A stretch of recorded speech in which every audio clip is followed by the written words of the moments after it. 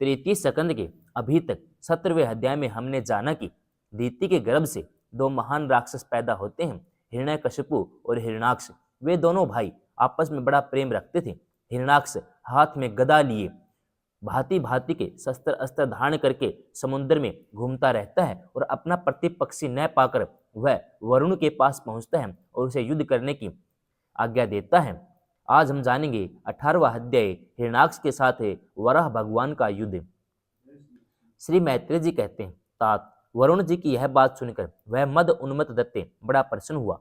उसने उनके इस कथन पर कि तू उनके हाथ से मारा जाएगा कुछ भी ध्यान नहीं दिया और चट नारद जी से श्री हरि का पता लगाकर रसातल में पहुंच गया।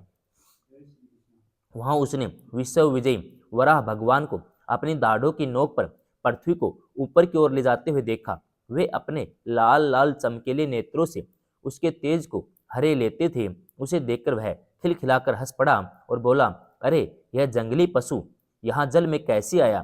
फिर वराह जी से कहा, अरे नासमझ, इधर आ, इस पृथ्वी को छोड़ दे।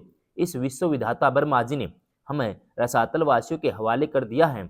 रे सुकर रूपधारी सुराधम, मेरे देखते देखते तू इसे लेकर कुशल पूर्वक नहीं जा सकता। तू माया से लुक छिपकर ही दैत्य को जीत लेता और मार डालता है। क्या इसी से हमारे शत्रुओं ने हमारा नाश करने के लिए तुझे पाला है? मूढ़, तेरा बल तो योग माया ही है और कोई पुरुषार्थ तुझ में थोड़े ही है। आज तुझे समाप्त कर मैं अपने बंधुओं का शोक दूर करूंगा। जब मेरे हाथ से छूटी हुई गदा के प्रहार से सिर फट जाने के कारण तो मर जाएगा, तब तेरी आराधना करने वाले जो देवता ऋषि हैं वे सब जड़ कटे हुए वृक्ष की भांति स्वयं ही नष्ट हो जाएंगे। हिरण्याक्ष भगवान को दुर्वचन बाणों से छेदे जा रहा था, परंतु उनके दांत की नोक पर स्थित पृथ्वी को भयभीत देखकर वह चोट सह ली और जल से उसी प्रकार बाहर निकल आए जैसे ग्राह की चोट खाकर हथेनी सहित गजराज। जब उसकी चुनौतियां कोई उत्तर न देकर वे जल से बाहर आने लगे, तब ग्राह जैसे गज का पीछा करता है उसी प्रकार पीले केस और तीखी दाढ़ों वाले उस दैत्य ने उनका पीछा किया और वज्र के समान कड़क कर वह कहने लगा, तुझे भागने में लज्जा नहीं आती? सच है, असत पुरुषों के लिए कौन सा काम न करने योग्य है। भगवान ने पृथ्वी को ले जाकर जल के ऊपर व्यवहार योग्य स्थान में स्थित कर दिया। उसमें अपने आधार शक्ति का संचार किया। उसमें हिरण्याक्ष के सामने ही ब्रह्मा जी ने उनकी स्तुति की, देवताओं ने फूल बरसाए। तब श्री हरि ने बड़ी भारी गदा लिए अपने पीछे आ रहे हिरण्याक्ष से, जो सोने के आभूषण और अद्भुत कवच धारण किए था अपने कटु वाक्यों से उन्हें निरंतर मर्म आहत कर रहा था। अत्यंत क्रोधपूर्वक हंसते हुए कहा, श्री भगवान ने कहा, अरे सचमुच ही हम जंगली जीव हैं जो मुझ जैसे ग्राम सिंहों कुत्तों को ढूंढते फिरते हैं। दुष्ट वीर पुरुष तुझ जैसे मृत्यु पास में बंधे हुए अभागे जीवों की आत्मशलाघ पर ध्यान नहीं देते। हाँ, हम रसातल वासियों की धरोहर चुराकर और लज्जा छोड़कर तेरी गदा के भय से यहाँ भाग आए हैं। हमें ऐसी सामर्थ्य ही कहाँ है कि तेरे जैसे अद्वितीय वीर के सामने युद्ध में ठहर सके।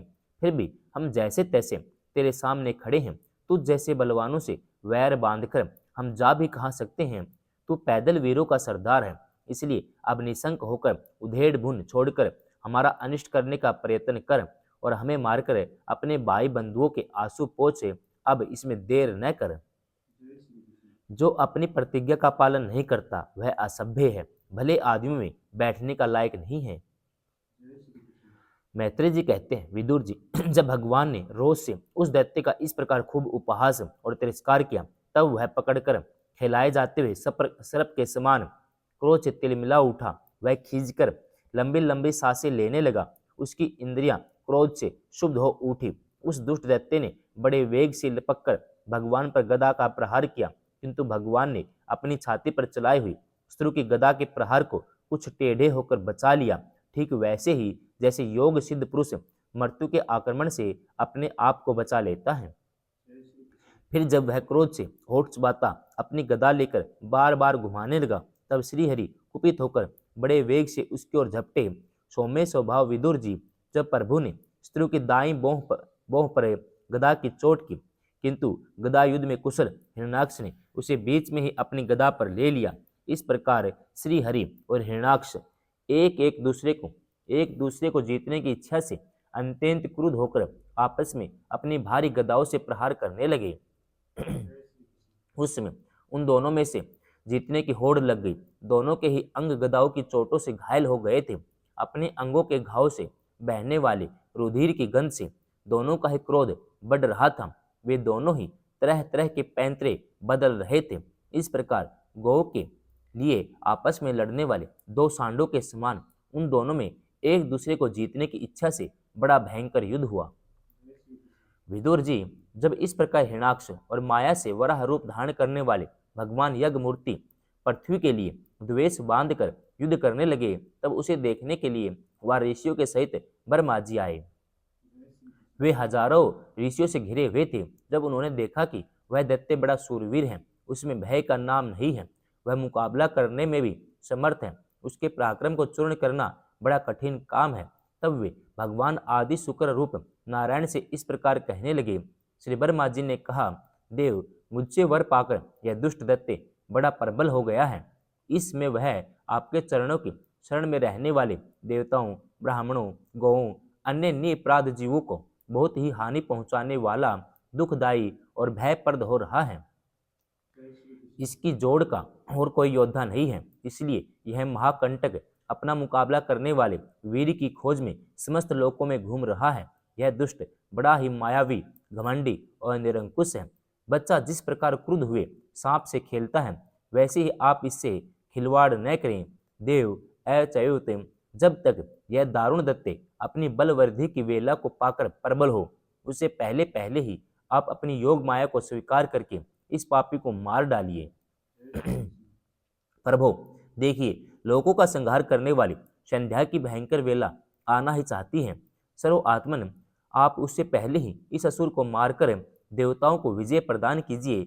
इसमें अभिजीत नामक मंगलमय मुहूर्त का भी योग आ गया है, अतः अपने सुहृद हम लोगों के कल्याण के लिए शीघ्र ही इस दुर्जय दैत्य से निपट लीजिए। प्रभो, इसकी मृत्यु आपके ही हाथ बंदी है। हम लोग के बड़े भाग्य हैं कि यह स्वयं ही अपने काल रूप आपके पास आ पहुंचा है। अब आप युद्ध में बलपूर्वक इसे मारकर लोगों को शांति दीजिए। 18वां अध्याय समाप्तम।